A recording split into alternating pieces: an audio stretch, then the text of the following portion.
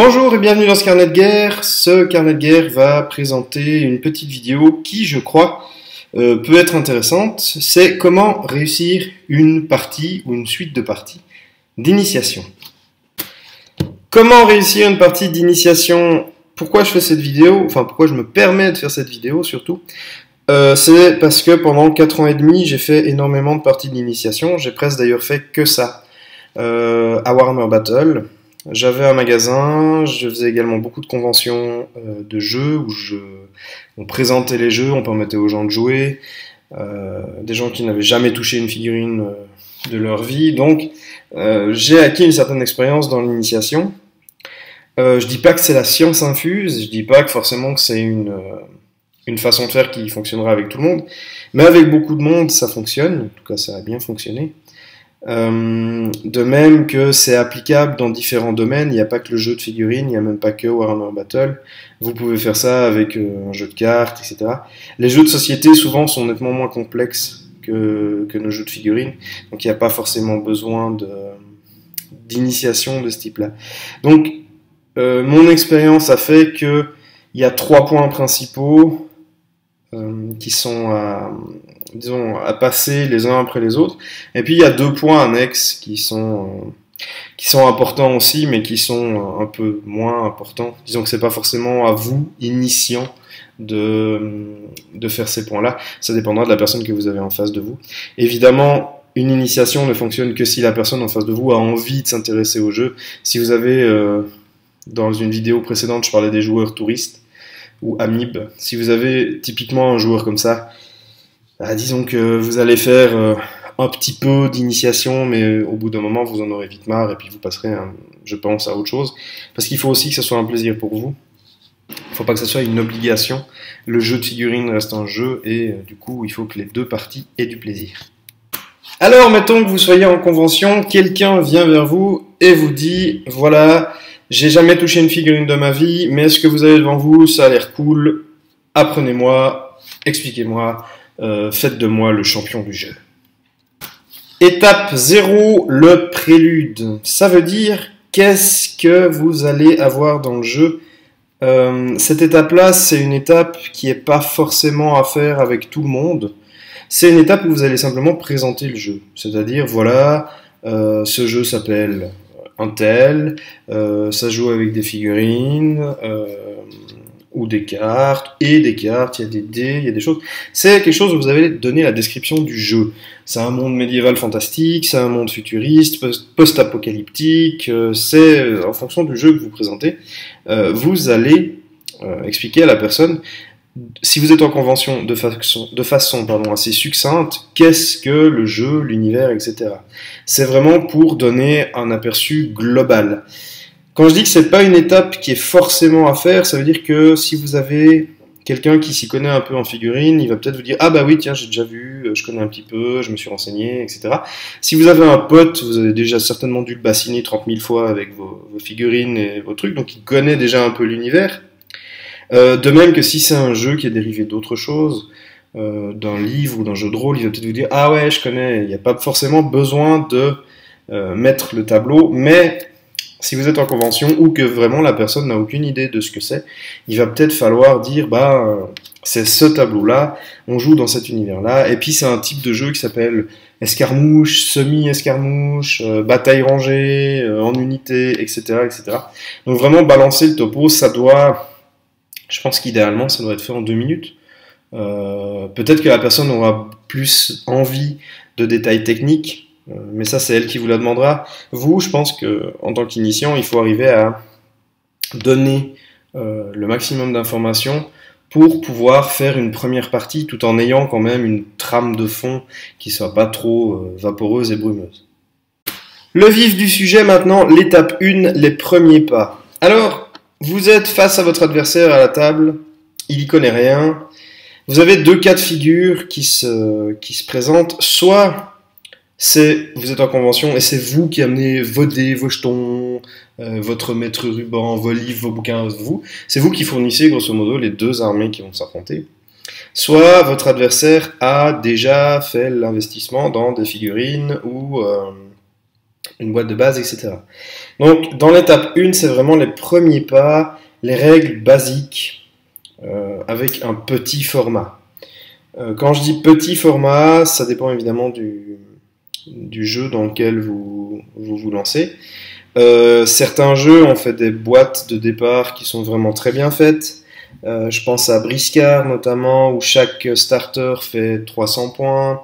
Il y a également War Machine Horde qui ont des excellents starters pour apprendre le mécanisme vraiment de base du jeu, les règles simples, les règles qu'on utilisera à chaque partie, les règles qui font que le jeu est ce qu'il est et pas un autre jeu. Dans le must du must que j'ai eu entre les mains, c'est Alchemy qui a, au moment de lancer sa boîte, avait lancé des starter packs avec 5 figurines, un mètre ruban, les jetons, les dés, enfin grosso modo, vous achetiez une boîte, vous aviez tout pour jouer, et quand je dis tout, c'est tout, excepté peut-être la table. Ça, ils ne pouvaient pas la mettre dans la boîte, je pense que ça prenait un peu trop de place, mais bref. Non, et c'est à ce moment-là où vous commencez vraiment avec des règles, les règles basiques. Vous pouvez effacer toutes les règles spéciales que les unités ont, vous expliquer les phases, s'il y a des phases, vous expliquer vraiment bien comment ça se passe. S'il y a des tableaux à consulter dans une partie, vous consultez les tableaux, vous faites ça pas à pas. Si je prends un pendant pour Warhammer Battle, parce que je sais qu'il y en a beaucoup qui suivent la chaîne pour Warhammer Battle, ça c'est une partie à 500 points avec des unités vraiment basiques. Sauf certaines spécificités, comme par exemple, si vous jouez humain ou nain, vous aurez un canon, parce qu'il faut quand même apprendre à utiliser une machine de guerre. Mais exit la cavalerie légère, exit les volants, exit tout le truc. Vous faites vraiment des règles extrêmement simples avec des unités qui sont extrêmement simples. Il n'y a pas 36 millions de trucs à se rappeler dessus. Ça avance, ça tape ou ça tire, point barre. Ça va très bien pour une étape numéro 1. Étape numéro 2, aller plus loin. Ça veut dire quoi? Ça veut dire qu'on va augmenter un peu le format de la partie. Si vous jouez à une partie à 400 points, bah, vous montez directement à 400 points. Si vous jouez à des jeux qui peuvent aller jusqu'à une infinité de points sans trop se prendre la tête, vous augmentez un petit peu. Format Warhammer Battle, je dirais c'est une partie à 1000 points. Qu'est-ce qu'on rajoute dans cette étape 2? On va rajouter les règles spéciales avec une unité ou deux par armée qui possède des règles spéciales, telles que le vol, la peur, la cavalerie légère, j'en sais rien moi, la terreur, peut-être même la magie ou des petites choses un peu différentes. C'est une étape qu'on va faire 2 ou 3 fois parce que ça permet d'asseoir les règles de base, c'est-à-dire que vous n'êtes pas systématiquement obligé d'aller regarder dans ce bouquin pour savoir qu'est-ce qu'il faut faire. De même que à chaque fois vous allez voir une spécificité d'une règle spéciale sans pour autant vous surcharger avec toutes les règles spéciales qu'il peut y avoir dans un jeu, parce que dans certains jeux, certaines figurines ont des compétences, et ces compétences, bah, vous en avez plus de 100, et donc du coup parfois c'est très long à se dire, ah bah tiens, il y a ça, il y a ça, il y a ça. Donc vous rajoutez simplement une ou deux figurines ou unités, avec des règles un peu différentes à chaque fois. C'est des parties qui vont vite, c'est des parties qui sont agréables à jouer.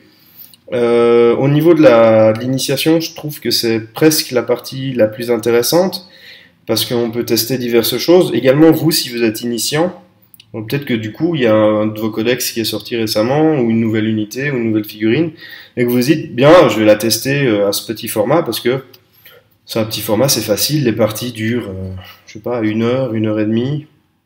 Donc vous allez vraiment essayer de faire en sorte que la personne avec qui vous jouez prenne du plaisir, découvre ses unités, découvre les spécificités de ses armées, mais vous n'allez pas encore aller dans, je dirais, l'étape 3, qui est la dernière étape, où là vous faites une partie complète avec également tout ce qu'il y a comme stratégie, tout ce qu'il y a comme développement stratégique que vous pouvez avoir dans le jeu. Là, l'étape 2, c'est vraiment pour asseoir les règles de base et découvrir, avec plus ou moins de facilité, les petites règles spéciales qu'il y a à droite à gauche. L'étape 3 est la dernière étape principale de l'initiation.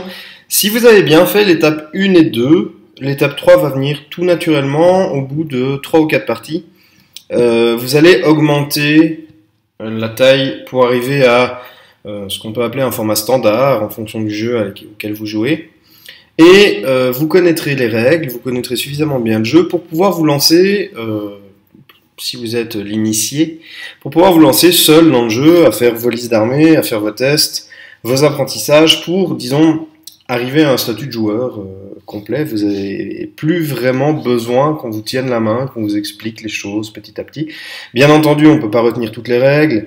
Il arrive qu'on ne retienne pas tout parce que c'est une règle qu'on n'utilise jamais ou une règle qu'on utilise extrêmement peu. Mais ça va également être à ce niveau-là où vous allez commencer à faire des parties un peu hors normes. C'est-à-dire que si je prends l'exemple de Warhammer, parce que j'en ai quand même fait beaucoup, vous avez des parties, donc les parties standards, où vous jouez 1 contre 1 en tant qu'adversaire et plus comme initié. Vous avez des triomphes et trahisons, où vous êtes 3 à 5 sur une table. Vous avez des parties avec des copains où vous décidez de jouer 10 000 points, etc. Et c'est surtout en fait que vous maîtrisez le jeu, vous maîtrisez les règles, vous ne perdez plus de temps à chercher, ah oui, comment ça marche, etc. Alors quand vous jouez, évidemment, je leur dis, il y a des trucs où on se dit, ah ben moi j'ai une interprétation différente de cette règle, on repioche dedans, mais vous ne mélangez plus vos phases de mouvement, de tir, de magie, vous savez comment fonctionnent vos figurines, vous arrivez à établir une stratégie correcte, vous arrivez à être un adversaire agréable et surtout être un adversaire valable pour les autres joueurs, même si à cette étape-là, vous allez apprendre plus ou moins à chaque fois que vous allez jouer quelque chose de nouveau. Vous aurez à affronter des armées que vous n'avez jamais affrontées. Vous allez avoir des adversaires qui auront des stratégies différentes des vôtres. Vous allez vraiment découvrir le jeu dans tout ce qu'il peut apporter. J'ai rajouté une étape 4 qui s'appelle le vil tournoyeur parce que souvent en fait, vous pouvez rester à l'étape 3, devenir un très bon joueur, mais il y a quand même une différence principale entre un joueur qui joue pour le plaisir et un joueur qui joue en tournoi. Parce qu'en tournoi, on apprend, classiquement dit, les coups de pute, les petites... comment dire ça, les petites choses limites au niveau des règles, mais qui sont pas interdites, mais c'est pas permis. Enfin, on flirte avec tout un tas de petites choses qui sont à la limite du légal. C'est quelque chose qu'on n'apprend pas forcément quand on se contente de jouer pour le plaisir du jeu, on fait un après-midi jeu ou un truc. Mais par contre, en tournoi, c'est quelque chose qu'on apprend parce que le tournoi, c'est fait pour gagner, pour marquer des points. Et donc, du coup, cette étape 4, tout le monde ne la franchit pas. Mais ceux qui veulent aller en tournoi, ils franchissent effectivement encore un pas pour aller plus loin dans le jeu, c'est-à-dire tirer à la limite de ce qui est autorisé, faire de l'optimisation sans pour autant franchir les règles. Malheureusement, parfois, il arrive qu'on franchisse les règles, peut-être parfois à notre insu. Mais également, le vil tournoyeur, vil entre guillemets, je devrais mettre, c'est aussi quelqu'un qui découvre le jeu sous une autre forme. C'est-à-dire que quand vous faites 5 parties sur 2 jours, c'est plus simplement la petite partie détendue. Il y a un timing à respecter, il y a des points à noter, il y a tout un univers que le joueur lambda qui ne fait pas de tournoi ne connaît pas. C'est un univers qui est... Alors, c'est un univers que j'évite parce que la win pour la win, ça ne m'intéresse pas. Mais par contre, c'est un univers qui est humainement intéressant. On rencontre des gens, on papote, on a des avis différents sur certaines choses, on voit d'autres listes d'armées de notre armée, avec d'autres stratégies et d'autres choses. C'est extrêmement enrichissant et ça peut amener un plus au jeu que le fait de partager avec des gens qu'on ne connaît pas.